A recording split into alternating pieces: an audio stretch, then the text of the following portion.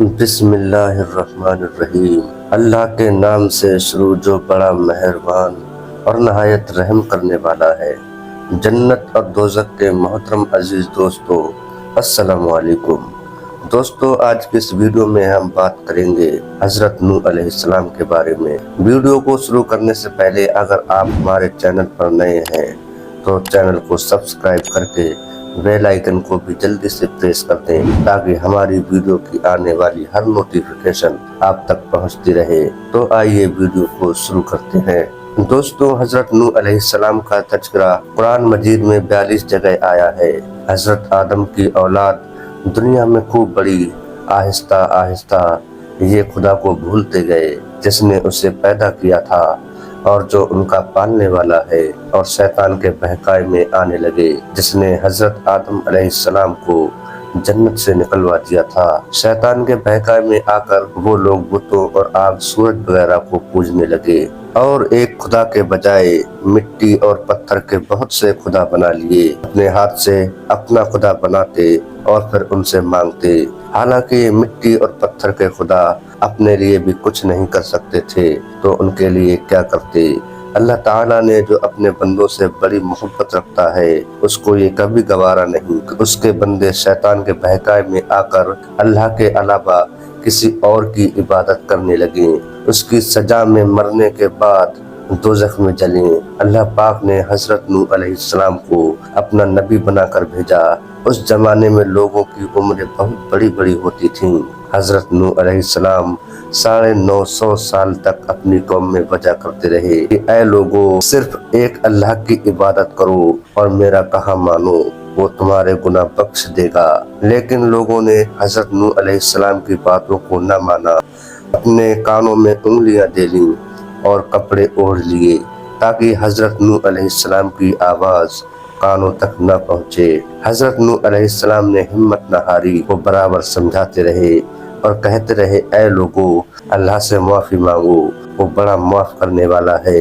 وہ تم پر آسمان سے بارش برسائے گا تاکہ تم خوب اناج پیدا کر سکو، اور اس کے ذریعے سے بڑے بڑے باغ پیدا کر دے گا، اس میں نہریں پیدا کر دے گا، تمہیں مال و دولت دے گا اور بیٹے دے گا۔ تمہیں کیا ہو گیا ہے؟ تم خدا کو نہیں مانتے، حالانکہ اس نے آسمان بنائے، چاند اور سورج بنائے، اس نے تم کو مٹی سے پیدا کیا اور اسی مٹی میں ایک دن تم مل جاؤ گے، اور پھر قیامت کے دن اسی مٹی سے تم کو دوبارہ زندہ کرے گا۔ لیکن لوگوں نے اپنے بتوں کو نہیں چھوڑا اور حضرت نوح علیہ السلام سے کہنے لگے کہ ہم اپنے بتوں کو ہرگز نہیں چھوڑیں گے، اور ہم تو تم کو اپنے جوش آت دیکھتے ہیں اور تمہارا کہنا بھی صرف چند غریب لوگوں نے مانا ہے، ہم تو تم کو جھوٹا سمجھتے ہیں۔ حضرت نوح علیہ السلام نے کہا کہ اے میری قوم، میں تم کو جو نصیحت کرتا ہوں اس کے بدلے میں تم سے کوئی مال و دولت نہیں چاہتا، اور جو غریب آدمی مسلمان ہوئے ہیں اور اللہ پر ایمان لائے ہیں ان کو میں اپنے پاس میں تمہارے کہنے سے نکالوں گا نہیں۔ اگر میں ان کو اپنے پاس سے نکال دوں تو خدا کے عذاب سے مجھ کو کون بچائے گا؟ اگر میں ایسا کروں گا تو بہت ناانصاف ہو جاؤں گا۔ ان کی قوم کے لوگوں نے کہا کہ اے نوح، تم نے ہم سے بہت جھگڑا کر لیا، اگر تم سچے ہو تو جس عذاب سے تم ہم کو ڈراتے ہو وہ لے آؤ۔ حضرت نوح علیہ السلام نے کہا کہ جب اللہ چاہے گا عذاب لے آئے گا۔ اللہ تعالیٰ نے حضرت نوح علیہ السلام کو وحی کے ذریعے سے حکم بھیجا کہ تمہاری قوم میں جو لوگ ایمان لا چکے ہیں ان کے علاوہ اور کوئی ایمان نہ لائے گا، تم غم نہ کرو، ایک کشتی بناؤ۔ حضرت نوح علیہ السلام نے خدا کے حکم کے مطابق کشتی بنانی شروع کی، تو جب ان کی قوم کے سردار ان کے پاس سے گزرتے تو ان کو کشتی بناتے ہوئے دیکھتے، ان کا مذاق اڑاتے۔ حضرت نوح علیہ السلام ان کے مذاق کے جواب میں کہتے، آج مذاق کر لو، کل جب تمہارے اوپر عذاب آئے گا تو اس وقت ہم تمہارا مذاق اڑائیں گے۔ آخر اللہ تعالیٰ کا عذاب اس کے وعدہ کے مطابق آیا، زمین سے پانی نکلنا شروع ہوا اور آسمان سے بارش آنی شروع ہوئی۔ اللہ تعالیٰ نے حضرت نوح علیہ السلام کو حکم دیا کہ سب جانوروں کو ایک ایک جوڑا کشتی میں سوار کر لو، اور جو لوگ تمہارے اوپر ایمان لائے ہیں یعنی مسلمان ہو گئے ہیں ان کو سوار کر لو۔ حضرت نوح علیہ السلام نے اس کشتی میں سوار ہونے والوں سے کہا کہ اللہ تعالیٰ کا نام لے کر اس کشتی میں سوار ہو جاؤ کہ اس کا چلانا اور ٹھہرنا اسی کے ہاتھ میں ہے۔ کشتی ان سب کو لے کر لہروں میں چلنے لگی تو اس وقت حضرت نوح علیہ السلام نے اپنے بیٹوں سے کہا، اے بیٹا ہمارے ساتھ سوار ہو جاؤ اور کافروں کے ساتھ مت ہو۔ اس نے کہا، میں کسی پہاڑ پر چڑھ جاؤں گا اور وہ پانی سے بچا لے گا۔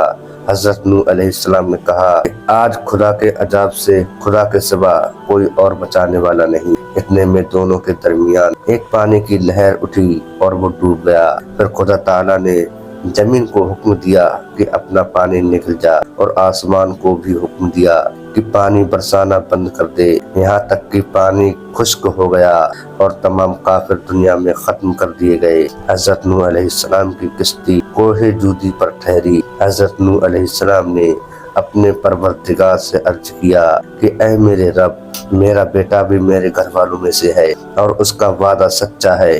یعنی حضرت نوح علیہ السلام کا مطلب تھا کہ اے اللہ تعالیٰ، آپ نے وعدہ فرمایا تھا کہ تیرے گھر والوں کو اس طوفان سے بچا لوں گا، پھر میرا بیٹا کیوں ڈوبا؟ تو خدا بند تعالیٰ نے فرمایا کہ اے نوح، تیرا بیٹا تیرے گھر والوں میں سے نہیں تھا کیونکہ اس کے عمل اچھے نہیں تھے۔ میں تجھ کو نصیحت کرتا ہوں، ایسی بات نہ کر جو تیرے علم میں نہیں، اس لیے کہ کنعان اللہ کے علم ازلی میں کافر تھا اور یہ بات نوح علیہ السلام کے علم میں نہیں تھی۔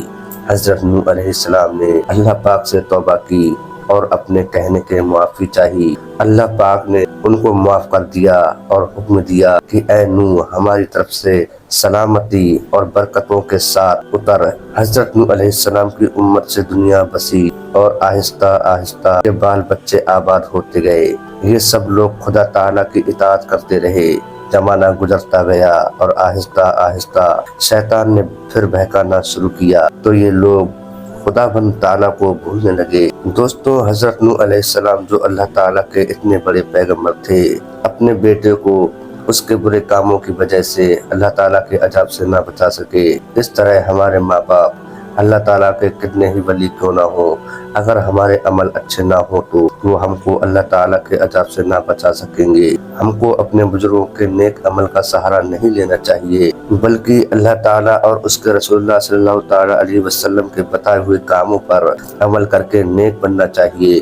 اسی وجہ سے اللہ تعالیٰ نے قرآن مجید میں کہا کہ اگر تم ایک ذرہ برابر بھی نیکی کرو گے تو اس کا بدلہ ہم تم کو دیں گے، اور اگر ایک ذرہ برابر برا عمل کرو گے تو وہ بھی تمہارے سامنے آئے گا۔ دوستو، آج کی یہ ویڈیو آپ کو کیسی لگی ہمیں کمنٹ کر کے ضرور بتائیں۔ تو ملتے ہیں نیکسٹ ویڈیو میں، تب تک کے لیے اجازت دیجیے۔ اللہ حافظ۔